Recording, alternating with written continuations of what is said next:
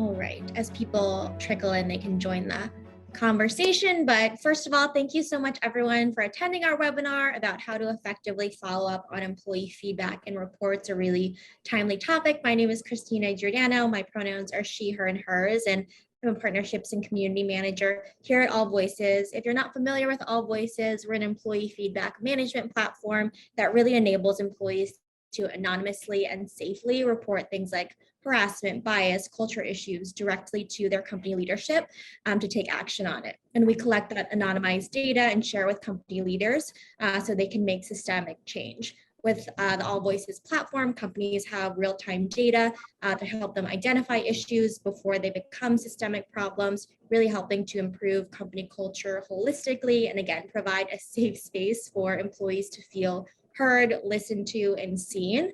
And we're excited to be rolling out our investigations tool in the platform to really create and track investigations, have proprietary templates, create best practice guides, and create your own templates as needed. To set the stage for the conversation, to share some stats, in our state of workplace wrongdoing survey in 2021, 26.5, so almost 27% of all employees say they have never reported wrongdoing when they've had seen it, and 35.5%, so almost 40, of entry-level employees say they've never reported, and 70% say they would more likely to report if it was truly anonymous and they felt psychologically safe. I'd also like to note that for this webinar, usually in our discussions, we talk about specific examples, but because of the nature of the topic, some of the conversation may be a bit broader, hypothetical, or high level, just to protect the confidentiality of everyone. If you have any questions, please feel free to write them in the chat and we'll put them in throughout the conversation. But with that, I will stop talking and let our panelists introduce themselves. If you could share your pronouns, your role, and the work you do at your company, that would be great. We'll go Lisa, Kelly, and then Rebecca. So Lisa, you can kick us off. Great. Well, thanks for having me. I'm really excited to be on the panel. I'm Lisa Buehler. I'm an attorney investigator here in Northern California. I do investigations of employment and harassment complaints at public and private employers. I also do sexual misconduct and sexual assault investigations on college campuses. Hi, everybody. I'm Kelly Tanner Jones, also zooming in from Northern California. My pronouns are she, her, and hers, and I am on the people partner team at Box and really excited to be here today. Hi, everyone. I'm excited as well. I'm in San Francisco. I'm Rebecca Speer, and I use the pronouns she, her, and hers. I'm an attorney investigator like Lisa by background, and I'm also the CEO of Upquest Leadership, and we're a e-learning platform that'll launch in a few months, and it teaches leaders how to master the human side of business, all of this stuff. So glad to be here. Awesome. Again, thank you all for being here and sharing just some of your thoughts around this topic with us. If we want to start out, we know, the past year, I should say 18 months, 2 years at this point, has seen a lot of changes, and there might be this perception that because we're in a virtual first or remote first world, the kinds of investigations happening or volume might be different. Lisa, I want to ask your opinion in terms of what you've seen over the past year at a high level. Yeah, so I think for investigators, outside investigators like myself, and perhaps for internal investigators, everything came to a screeching halt in early 2020. Employers were simply overwhelmed with just navigating the pandemic and getting people back to work and all the issues surrounding that. And then it slowly started to pick back up about mid-2020. And I would say today I'm at absolute maximum capacity, as are most of my colleagues. And I don't know that that's related to the pandemic. I don't think it is, because the complaints that I'm investigating don't seem to stem from any pandemic related issues. We hear a few things relating to the pandemic, like, my boss is scrutinizing my remote work more closely than she's scrutinizing somebody else. But we're still primarily looking at the issues of sexual harassment, gender equity that really became the forefront of our investigations practices starting in 2017 with the Weinstein investigations and and reports. And so the Me Too movement that arose from that. So so for me personally, I'm not seeing any trends that seem to be related to the pandemic, but we are very busy, and I've yet to figure out, precisely why. And maybe in the, as time passes, we'll have a better sense of that. I definitely think that is interesting to know. It sounds like kind of company culture issues that arise, and they don't just go away if we're in a remote environment. There's still gender equity, sexual harassment, like you were talking about. These things are still present in a digital world. To prevent these culture issues, we really want to foster a thriving, inclusive, and quote unquote healthy company culture. Kelly, I want to ask, how do you proactively create a culture where if an employee does feel that they are at the point that they need to make a report, give that feedback, that they could do that without retaliation and in a really safe way? Sure. So I think, one of the things that we really pride ourselves on at Box is really, making culture at the forefront of everything that we really think about. So it's so critical to make sure that all of our Boxers feel supported and safe. And to your point, that they have an opportunity to report issues. So I think a couple of things. One, obviously, making sure that we're constantly talking about making sure that people know that we strive to create that type of culture. We reference it all the time. I am wearing a shirt that is a reference to one of our values. It's called Make Mom Proud. And really, mom is sort of, who you want it to be, but it's really meant to show that there's a high bar, that we want to make sure that we're all kind of thinking about how we show up in the workplace. And when we're falling short or our fellow colleagues are, that we call that out in a safe way. Certainly AllVoices has been a great tool for us to be able to do that in an anonymous way should Boxers choose to do that. But we also try to make sure that everyone knows that the people partner team is available, leaders are available. You can talk with a one-up leader if that feels more comfortable to you as well. Yeah, it sounds like kind of meeting employees where they are and where they feel comfortable in terms of sharing that feedback. And it is a proactive strategy too. So if there is a point where somebody needs to come forward and report something, they feel like they can and they'll be heard. Rebecca, what have you seen in terms of your perspective and kind of companies fostering that culture from your work and just working with a ton of organizations? Well, I completely agree with what Kelly said. And it really, we need a constellation of factors and effort to make people feel comfortable stepping forward, because we know statistically speaking, they don't. That's why AllVoices is so important. They fear retaliation, and also oftentimes they feel it's futile to complain because they don't trust that their employer will handle that complaint fairly and effectively. And I like to think of the term of organizational justice, because imagine, where an employer actively tries to bolster a sense that workplace complaints will be handled fairly, objectively, consistently, irrespective of who the complaint is about, that they're transparent about the investigations, they demystify them and invite people into the process, and then are open about the investigative findings, and that they handle all those issues capably. So companies that do that well really do have a higher chance to have people step forward to voice concerns that they need to hear about. And it's not just one thing, as Kelly mentioned, it's really a whole host of practices that come into play. But it does take a lot of effort, both at an organizational level, and I'd like to introduce also the idea that it also has to happen on a real individual level in terms of individual responsibility and how leaders are taught to lead on all these fronts. Yeah, I think that definitely makes sense. And I like the term you used in terms of organizational justice and folks really needing to be transparent, bake and not bias practices into their everyday processes as well. Not only reporting, for folks who aren't familiar, if a company does delegate and uses kind of a third-party investigator for that kind of impartial employee, reporting and looking into things, what are key ways that you collaborate with them so both the employee and the employer, so the organization feels they are actively part of the process? Yeah, that's a great question, because I've been an independent investigator for decades, and I come in as an objective third party, and there are all these boundaries I set up around myself, but that doesn't mean that I cut people out. First of all, with the client employer, I need to help them to trust the process and understand it. So even though they can't direct or countermand what I'm doing, they certainly are entitled to know what I'm doing and why. So I make them feel included by keeping that communication open and to be fairly transparent about what I'm doing. That doesn't mean that I give them the blow by blow of what I'm learning in the investigation. I deliver findings at the end, but I let them know generally what I'm doing.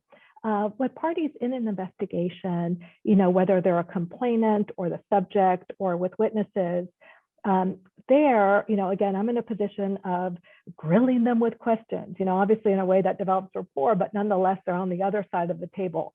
The way I make them feel included is, first of all, care about who they are. I am empathetic that they're sitting in a position that they might feel uncomfortable sitting in. And also thank them for participating in the investigation. I don't take that for granted at all. And also I make them understand that it's a process for them too, and that my door is open during the investigation, and that they are free to come to me at any point to offer up any information that they think is important for me to know as related to the issues that I'm looking at. So I do actively work to bring both the employer as the organization and client and also the individual employees into the fold, so to speak, while maintaining that very clear boundary that I need to maintain. Yeah. Setting the healthy boundaries. It sounds like acknowledging that they came forward and making them, building that rapport and asking questions, making sure your door is always open. I think that is really important, especially for the nature of whatever they're coming forward with or sharing with you.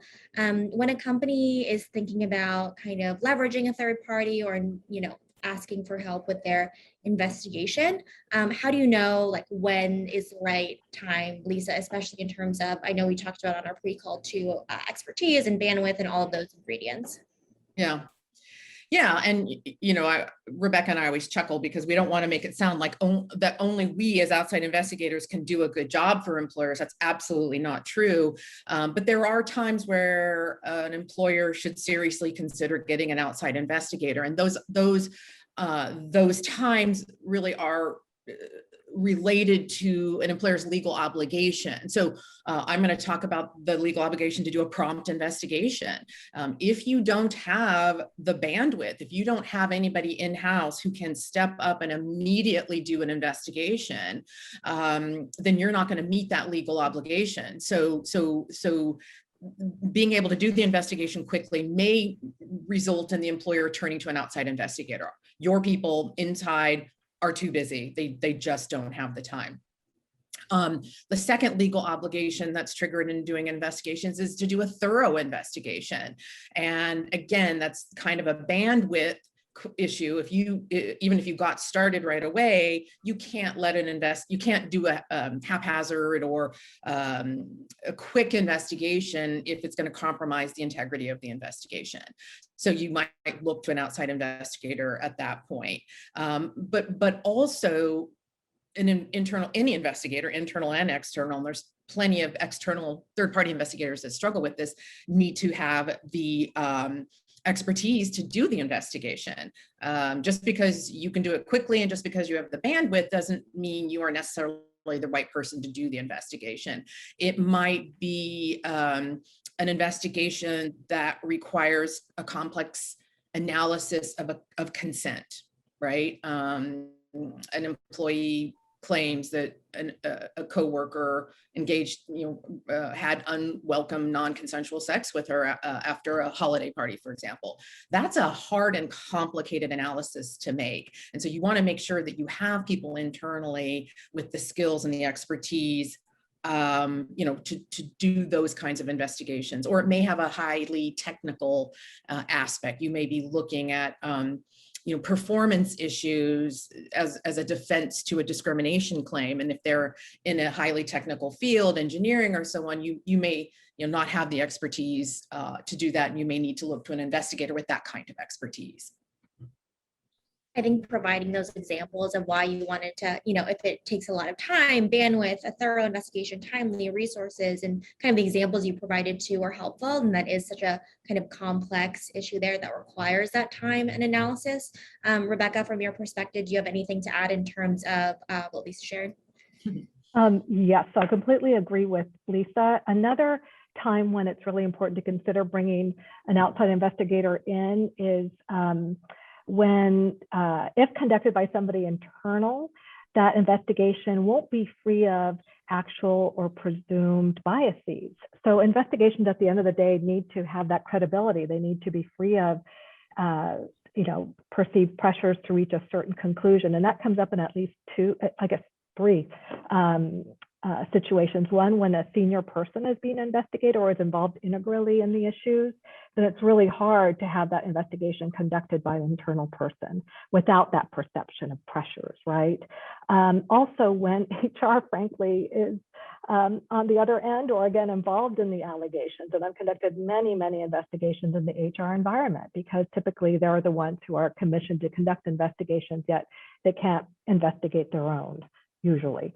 Also, it's a question of working relationships. Sometimes the person who would be assigned to the investigation internally has worked closely with the work group who's at issue, who's in question or what have you. So they also can't really conduct an investigation without that perception of bias. And then there's also one other situation where I've seen people bring in an external investigator, and that is when issues are so polarized internally that there's a benefit to bringing this objective person inside.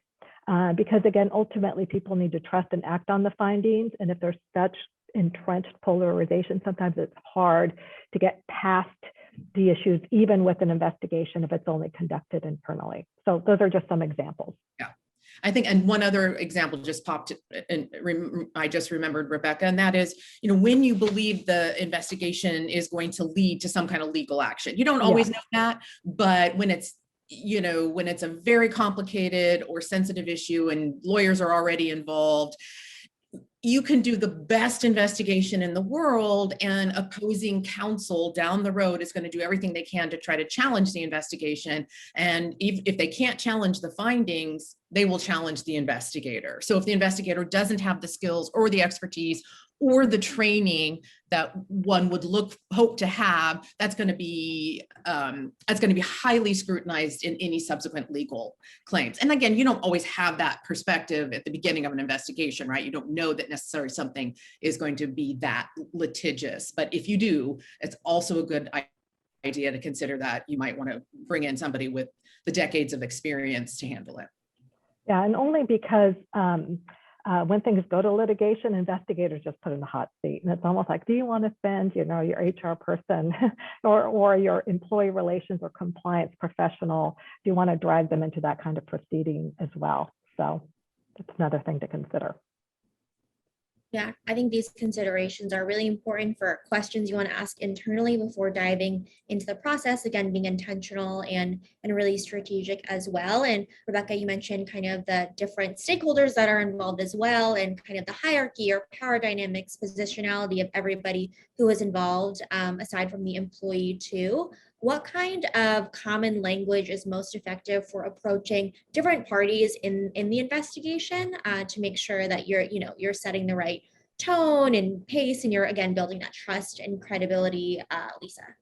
Oh, so I think number one is any language that demonstrates transparency, right? Answering questions when asked, saying you don't know the answer when you don't, giving the parties the names of people at the company that they can go to with those questions, being transparent about the inability to talk about confidential employee information, right? A common question is always, what's going to happen to, the respondent at the end of this investigation? And the answer is you're not going to know, because that California law mandates that employers keep that confidential. So, but being transparent in what you can and cannot tell them.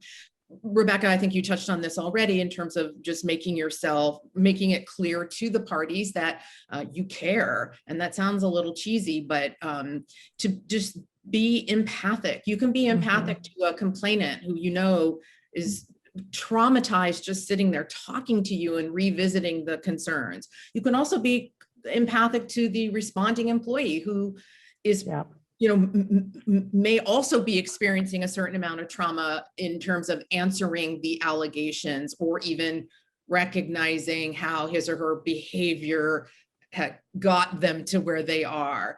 And then third-party witnesses, those employees who aren't under investigation, but who get called to answer questions about what they may or may not know, are probably the most skittish people in investigations. They don't have a dog in the hunt, right? They just get called in out of the blue to meet with an investigator, and they can be very, very skittish. So just being able to empathize with those people and the positions they're in, I think goes a long way.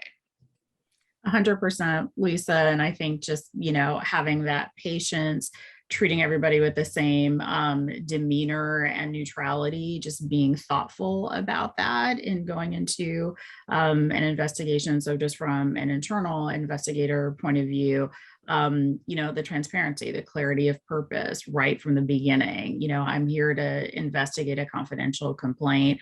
You know, my role is as an impartial fact finder, you know, being clear about expectations that, you know, we work to keep things as confidential as possible. That said, I can't promise that it will be totally confidential.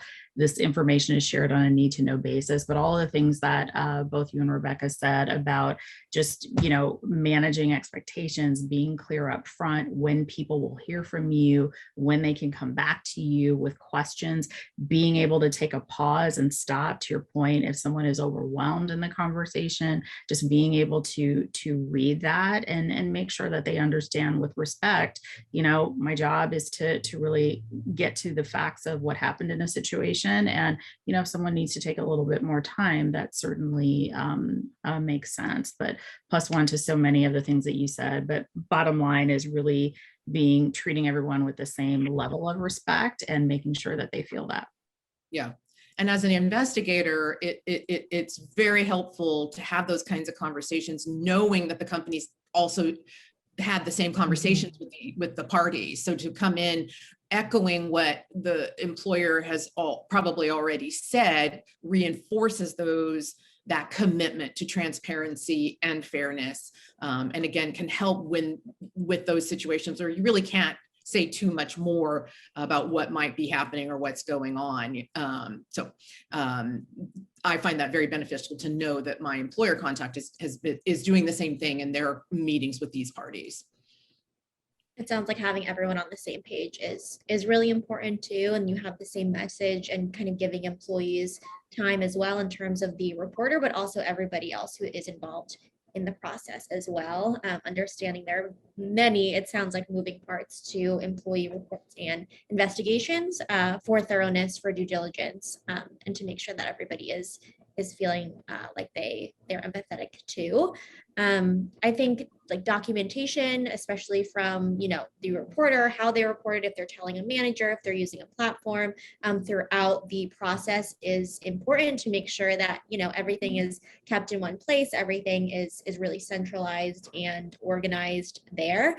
I want to ask, what platforms or systems do you leverage on kind of a high level overview for anonymous or non-anonymous feedback, as well as reporting at Box, Kelly? Sure. So certainly for submitting feedback, obviously we use AllVoices, and that's been great. So we've had both anonymous and non-anonymous submissions, but it's been a great tool for us that Boxers have used. We also have an annual what we call Boxer Experience Survey. It might be called Engagement Survey in other organizations. So we have a tool there where we do collect feedback on key areas around systems, around management, around how we get things done, make decisions, things like that. And we bubble those themes up to have action areas that we prioritize in the different organizations of the team. And then individual outreach. So as mentioned previously, you know, we strive to make a culture where Boxers feel comfortable raising an issue or sharing feedback with anybody. So whether that's on a people leader Slack channel, like, hey, is this something we've thought about, or something more sensitive, or someone might want to come to a people partner or a manager, or again, our senior leaders. By and large, Boxers usually feel pretty comfortable sharing feedback, and they're not shy about it. But we strive to have multiple avenues to help folks do that. I think that multiple avenues piece is really key, because designing really intentional kind of feedback mechanisms and employee listening is really important, because every employee, every human is different and what they're comfortable with, all of their experiences.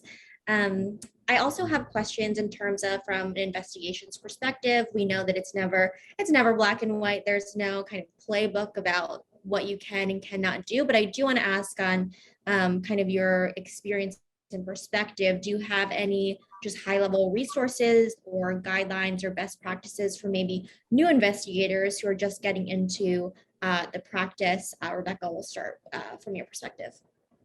That's a great question. So, we've spent some time talking about hiring external investigators. I'm a huge proponent, and I think Lisa is too, of people in-house, really developing that expertise in-house. And there's so many benefits that come to that. And I think it's a critical function. So the question becomes, how do you get your investigators started beyond the tutelage that they're going to get from, people like Kelly?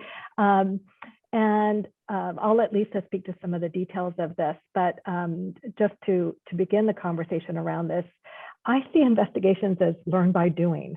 And there are two streams of learning. One is purely the mechanics of the investigative process. There are recognized best practices about how does one conduct an investigation? What do you do first, and then what do you do, and what are the pieces of the investigative process? So that's one stream of learning, and also how to deal with complications that arise in an investigation. What happens when somebody refuses to participate in an investigation or lies to you and it in an investigation? So how do you handle those complications as you go along? So process is part one. Then there's this other part, which is, it's one thing gathering facts, but then it's what you do with them, being able to synthesize, analyze, sift through different kinds of evidence, and making judgment calls about what you see and reaching reasoned conclusions. So I just start there by pointing out that it's not monolithic. There are different pieces to what an investigator does. It's achievable through a lot of practice. I'll speak for myself. I'm still learning. Probably Lisa will say that too.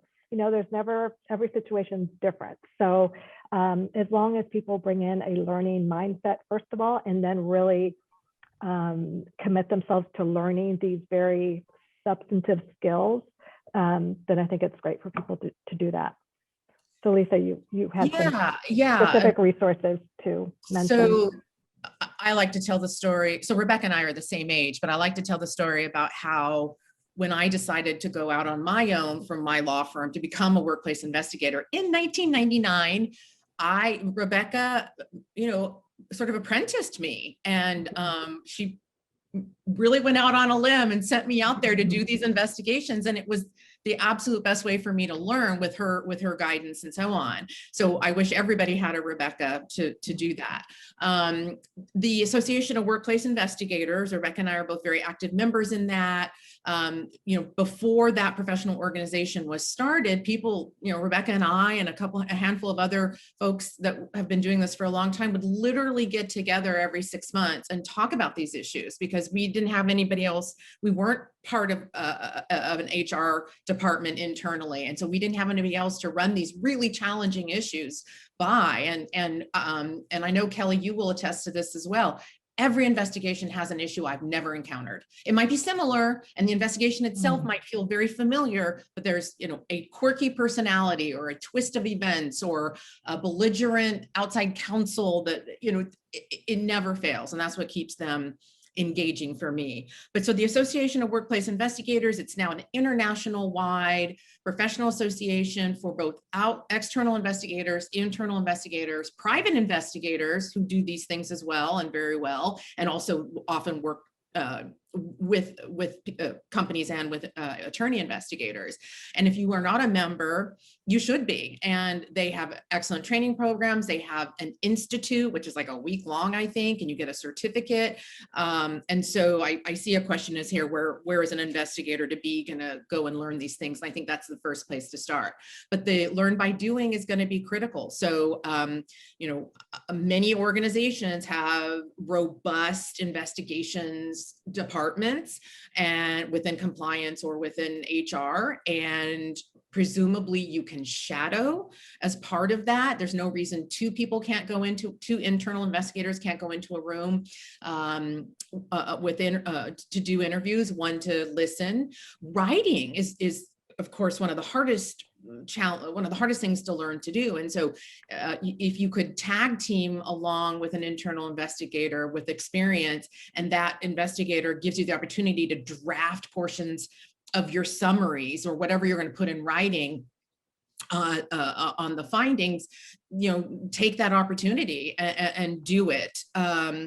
Because it's not rocket science, but at the same time, it's a specialty, and it does take practice to learn how to evaluate the evidence that you get, because you're making these very decisions based on a tiny amount of evidence, right? And most of you are familiar with the preponderance of the evidence standard. That's how we make findings. So if you've got evidence that's almost equal, even if one's just slightly greater, you've got to find in favor of that, whatever that evidence is. And it's not a very, easy, if the weight of the evidence is very dramatic, somebody admits to the misconduct, that's a lot easier. But if you've got people who are denying allegations, then the hard part is determining whether you have enough information to make which way to make your finding. So that takes a lot of experience and a lot of skill. So do as much training as you can, shadow as much as you can. AWI is the only organization really I know that's out there available and open to the public to do those kinds of activities. And maybe there's other related, like your trauma-informed interviewing, you can find that kind of training elsewhere as well. So I think just get on as much of that you can. Is it typical for folks to reach out to you on LinkedIn if they aren't aware of the association to ask for your advice or just have information on interviews that way as well? If you type in just like folks who are in the role right now. Not so much through LinkedIn, but I will get emails from young investigators that, find my name because we once worked at the same law firm or something like that. And we're always happy to help new investigators get the training that they need. It's unfortunate that you can't do more shadowing, because I can't just bring a random person along into my interviews, and nor would I be comfortable putting my clients in the position of having to answer a request to do so. I think just getting the support internally from your mentors at the company will probably be a good way to start. Yeah, and just to add just one quick thing, the good news is that a lot of these resources are beginning to become available. When Lisa and I started, as she said, they weren't. There was also, I think, a presumption that, anyone can do an investigation. Well, no, it's a really robust set of skills, as I said. So get on your learning hat, dive in. It's amazing work, and it's impactful, but it needs to be learned. And, actually recently so these are for Title IX sexual assault investigations on campus, but some recent changes in the regulations have required colleges and universities to post publicly on their websites their Title IX investigations training. And they're directly relevant. You're not always looking for issues of consent in a workplace investigation. In fact, you rarely are. But other than the consent issue, the fact finding, the impartiality, the factual analyses, so those are available and they're free. I look at those all the time. Most universities, they are similar, the trainings are similar, but a very, robust, large university system is going to have really good, well-vetted, well-written policies on how to do these investigations. So that's another kind of free source to look for some training and education. Yeah, thank you both for sharing those resources. I think that's helpful in terms of just people who are starting out as well, always be learning and being open to talking with people who have experience in the field. And as a reminder for the audience too, if you also have questions, feel free to put it in the chat or message one of us directly as well. I know we've been talking a lot about kind of the organization and investigative side of kind of employee reports. And I do want to ask from the employee perspective as well, if you are an employee who wants to make a report, maybe it's your first time and you're not really sure about the process, what questions can you ask to kind of check in on the progress of the investigation? I know we talked about kind of respecting everyone's time for all the different stakeholders, but what does that kind of language look like? Kelly, I'll pass to you first from kind of the employer side. Sure. So, first things first, one of the first things that you want to tell someone coming forward is they can ask questions at any time. So we want to make sure that people feel comfortable to do that. On the proactive side, I think what we at least try to do from the internal side is to set some context around, here's sort of what's going to happen. I'm going to talk to you, ask you some questions. We'll need to talk to some other people. There may be some time that you don't hear anything. That doesn't mean that something isn't happening. It just means that we're working through the progress. But, to both Lisa and Rebecca's point, there's always something that kind of comes up that you didn't expect that might take a investigation in another direction. So as much as we can set that context to put someone at ease and really spell out what's going to happen. Again, some of the admonitions that came up earlier, like if you're making a report, you're not necessarily going to know what happens to the other person. In fact, you won't, rather. But I will keep you posted on the project. I will keep you posted if I need to talk to you again. I'm happy to answer any questions that I can, and then, those types of things. So to the extent that we can, we try to keep it proactive so people feel comfortable when they're coming forward. But that said, I always want to make sure that we lay a foundation of people can come forward with any question at any time. And I'm always clear about the fact that there may be some things that I cannot answer directly, but I'm upfront and transparent about that too. Hey, Kelly, when an employee asks you whether you've interviewed all the people that they identified as being possible witnesses, how do you answer that? Yeah, it's a great question. Usually what I try to just tell people is, I ask, is there anyone else that I should talk to? And I try to just set the context that it's not really appropriate for me to go into detail about who I'm talking to and what, but I do want to make sure that I understand from a complainant's perspective, if there are other people that have important information that they think can help to illuminate some of the facts in the situation. I want to make sure that I know that, but I try not to get into, I'm going to call your friend at 3:30 or what have you, but but I do like to make sure that I ask folks, is there anyone else that, I need to talk to, but I pretty much leave it at that. So they're adding to the investigation, but not getting into details about who I've spoken with. Yeah. Yeah. Ditto on Kelly. No, yeah, it's really important because witnesses, other people in the investigation really want to know who you're talking to. Such an awkward question to field, and that's the perfect way to do it. Yeah. How do you think about kind of preventing retaliation or protect an employee, again, from the employee perspective, who files a report maybe around kind of discrimination with someone that they work with, is in close quarters, and they feel like, there might be repercussions for doing so. And this is more from like an outside perspective from an investigator standpoint. Lisa, how do you think about kind of those actions? So I guarantee you that every complainant believes that they are going to be retaliated against, without doubt. Will be the first thing you hear. I mean, you hear it before you even meet with them. And so it has to be, so this is where we have to partner closely with the employer.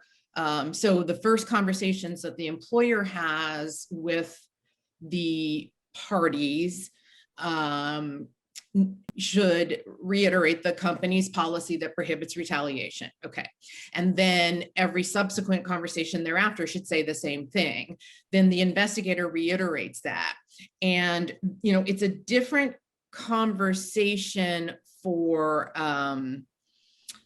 different parties, right? So the complainant, when you tell the complainant you can't be subject to retaliation, because they filed the complaint. Obviously, the complainant can't retaliate against anybody who participates in the investigation, but I don't typically go heavy on that admonition because that seems a little unfair to be immediately assuming the complainant's going to retaliate. And the complainant may not actually be in a position to actually engage in any significant retaliation, such as taking adverse employment action. But primarily you focus on telling the complainant they can't be subject to retaliation. And then the critical part is tell them who they can go to if they have questions or concerns about retaliation. I say, you can call me, but I'm going to immediately call my client contact because I'm not in the workplace and I can't help you with your retaliation complaint. So call me and I'll call HR or call HR directly. And often their concerns about retaliation aren't so much that they feel like, you know, that they are actually being retaliated against. It's the perception that there could be retaliation, the worry of retaliation, or maybe a misunderstanding that, you know, a decision that's made during an investigation may have nothing to do with the complainant's complaint. It may be a decision relating to business needs or productivity or payroll or something.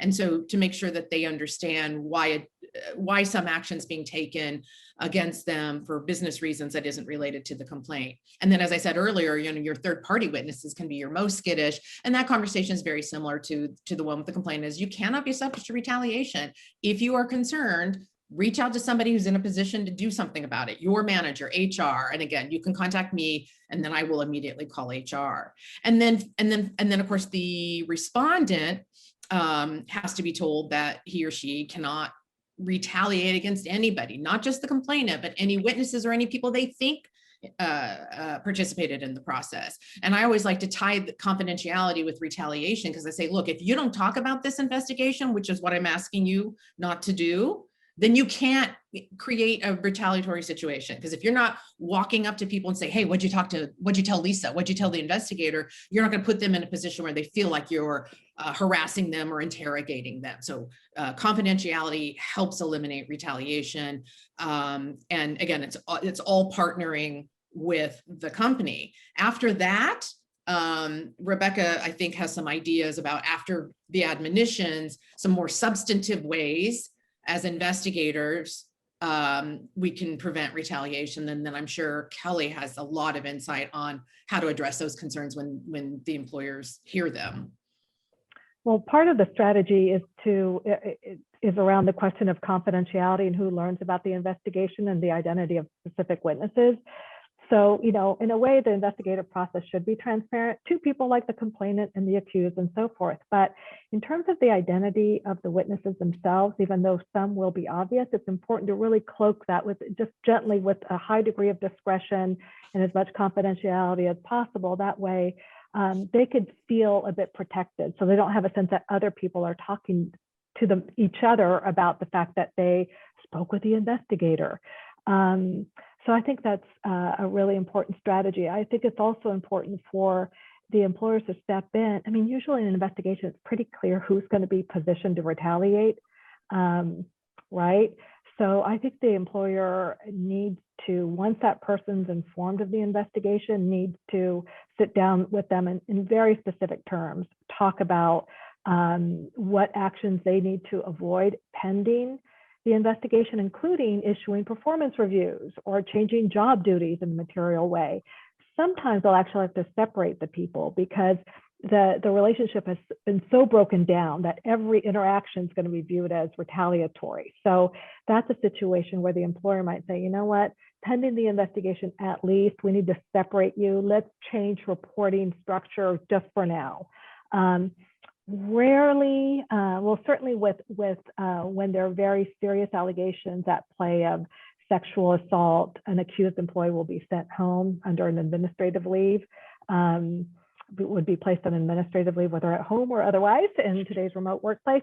So that's another strategy of really trying to separate people. But ultimately what you're trying to do is making clear to people who are positioned to retaliate what that would look like, how their actions will be interpreted, even quote unquote innocent ones, and really, again, admonish them to avoid any of that, separate people when they need to be separated, and then follow up when there are suggestions that something has happened. I mean, it's an active issue. Retaliation is an active issue that will continue after the investigation.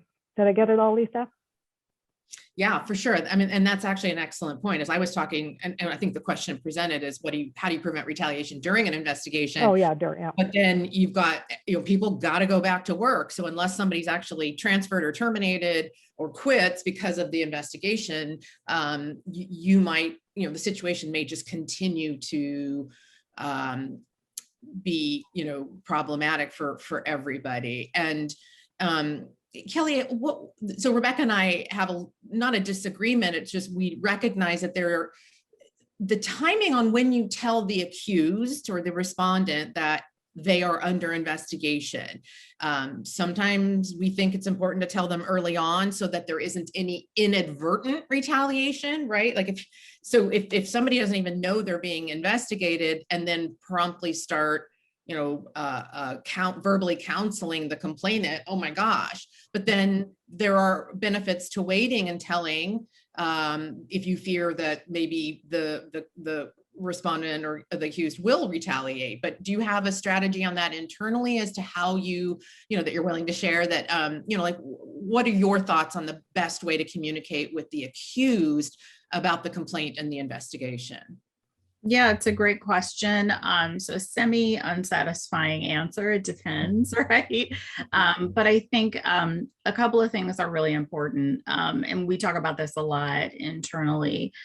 One is, again, back to our earlier conversation about it's really important that you're entering an investigation from a place of respect and wanting to get that information, right? So you are coming to it from as neutral positioning as possible. Like that's what we've all been talking about, is that's what's so important. So I think from a transparency perspective, it's important for is it the accused? It's not the complaintee. I'm using the right the respondent. To be upfront that we're investigating a confidential complaint that has come in with respect to you, and we want to understand your perspective and your information, and that's important because it is. Like we need to get that information. And to me, I think for the most part, again, just understanding that there are corner cases to anything. So I want to just put that disclaimer. But I think when you approach someone from that perspective, that puts everybody in the best position to get the best information. You're not catching someone off guard. You're not, trying to do a gotcha thing.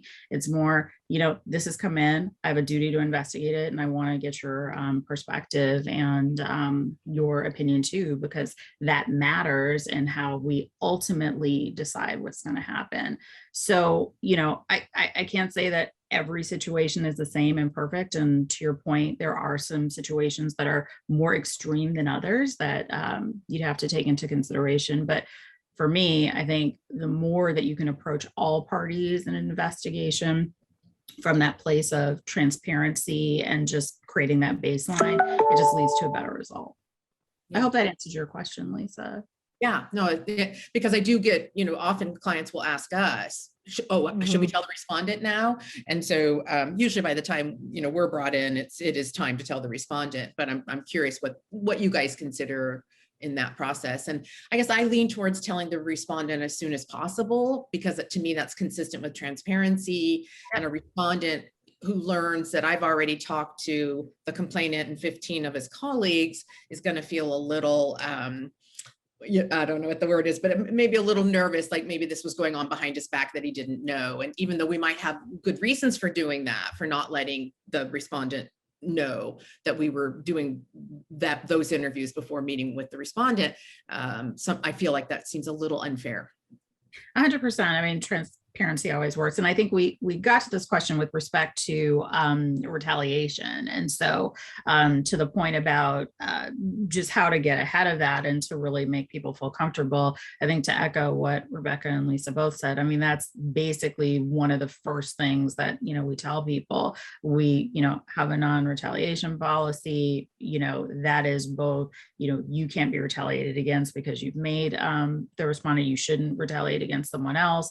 And we try to really, you know, stay on top of that. If you even think something's going on, talk to us about it, because we want to make sure that we're getting ahead of it. And that is a part of all the conversations that we're having. Look, you know, this is core to, you know, our functioning culture in the organization, that we can't have retaliation. And I think everybody wants to certainly expect and understand that any, you know, serious workplace allegation will be looked into. We all want that. It helps all of us have a better workplace. But in order to do that, we have to make sure that we have the time and space to do those investigations to get to the right result. Thank you. I think that was a really good answer also. And I bet a lot of folks on this call were wondering that as well. And we do have another kind of question for anyone on the panel too, from an attendee around receiving anonymous reports. Their company is new to it and feedback.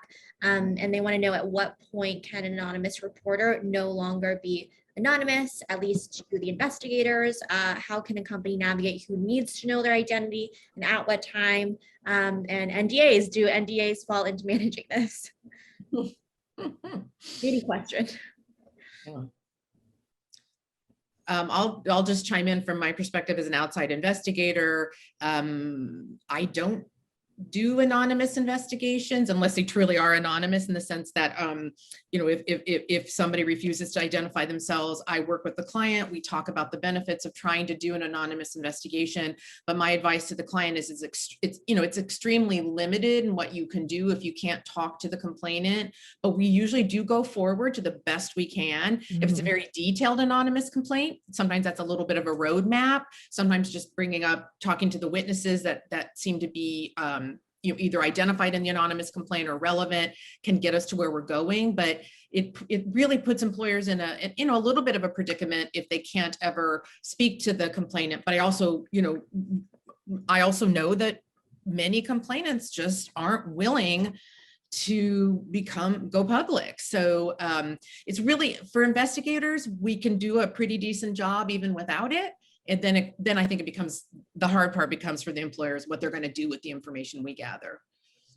If I could chime in, I try to engage with the anonymous complainant through whatever portal the report has come into, to help demystify the process, to try to seek participation in an investigation, or simply to have that person call me to talk about what it's all about, what the process is like, what my role would be, and to see whether they're willing to participate in an investigation. A lot of times, as we talk about, a lot of fear keeps people from stepping forward. And it's really important to remember just how intimidating this process is. I don't care what efforts an employer makes.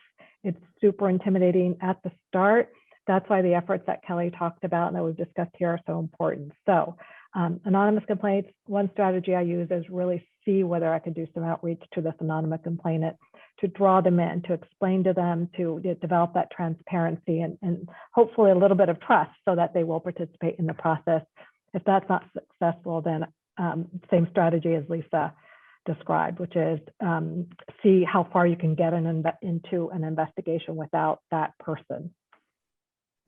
One to Rebecca and Lisa, and we do use AllVoices, and there's the capability to be able to connect anonymously with people, and that's the ultimate goal is, as Rebecca said, really trying to demystify the process and just really clarify how important their feedback is and how much we appreciate people having the courage to share feedback. And the way that we get to the best results is being able to really explore that appropriately. So to the extent that we can, we certainly try to do that. That two-way communication is so important in terms of explaining the why you need their identity at this point, and really building that that trust with them. And we always say as well too, if someone does come forward with any piece of feedback or report or anything like that, number one, always acknowledge, thank you for coming forward with this and for trusting us, or just like whatever kind of prompted you to do this, and kind of these are the next steps and this is how we're going to handle it too. So again, building that transparency and trust into the process. I know we could probably talk about this for a very long time, but we are nearing the end of our discussion, and I do want to ask just a final question around what do you think is really key to building that trust with employees? I think a lot of organizations are asking themselves that. So I guess the key kind of takeaway there, and this question is for everyone. We'll go Kelly, Rebecca, then Lisa. Yeah, I think to me, the most important thing is really engaging with employees before there's an issue.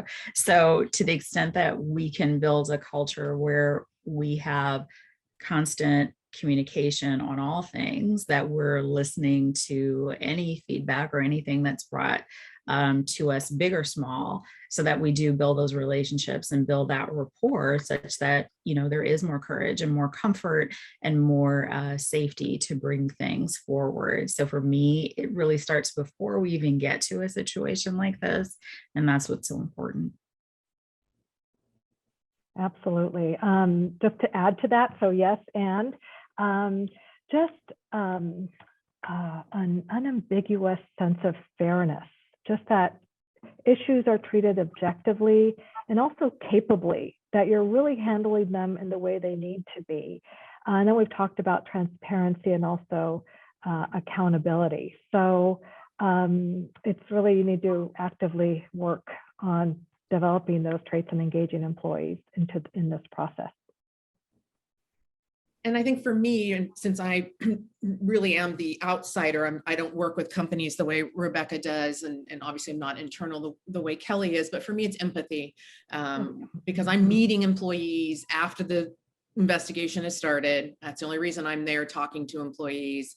It took me a long time to get there because I used to think that if I was empathic, then I wasn't impartial, and I don't believe they're inconsistent at all. You know, it's okay to be shocked and worried and upset by what, you know, a complainant may be telling you, but that doesn't mean you're impartial. It's also okay to be understanding when a respondent is fearful for their jobs and their future at the company, you know. So and I feel like by expressing that kind of empathy, I, you know, can build trust, and from trust comes transparency, and I hope honesty, so that I'm able to, you know, do a better investigation.